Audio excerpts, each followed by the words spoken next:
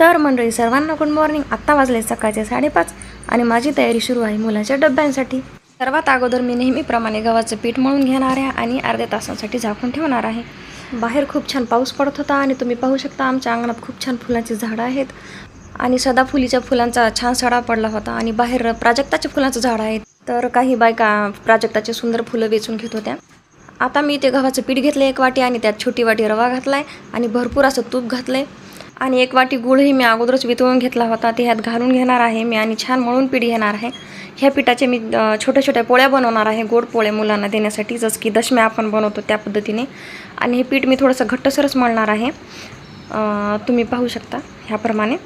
आणि हे अर्ध्या तासांसाठी मी झाकून ठेवणार आहे.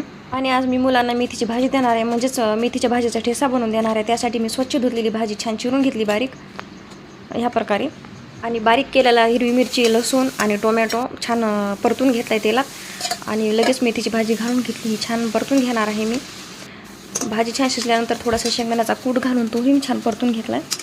तर भाजी तयार होती आणि इकडे लगेच मी पोळ्यांची तयार करते. हा मी गोड पराठा बनवलेला आहे आणि साध्या पोळ्या बनवून घेतल्या पटपट. रंग बदल बदल के क्यों चहक रहे हैं दिन दोपहरिया. अशा प्रकारे माझा डब्बा तयार झालेला आहे आणि मी डबा मुलांचा भरून घेते. सर्वात अगोदर पोळी, नंतर भाजी आणि नंतर लगेच गोड बनवलेला गुळाचा पराठा किंवा दशम्या जे म्हणतो ते. छान डबा भरून तयार आहे माझा. आणि फ्रूट्समध्ये मी हे खजूर देते मुलांना. तर मंडळी, तुम्हाला जर माझे टिफिन व्हिडिओ आवडत असतील तर माझ्या व्हिडिओजला लाईक करा, कमेंट करा आणि माझ्या पेजला पटकन फॉलो करा. Bye bye.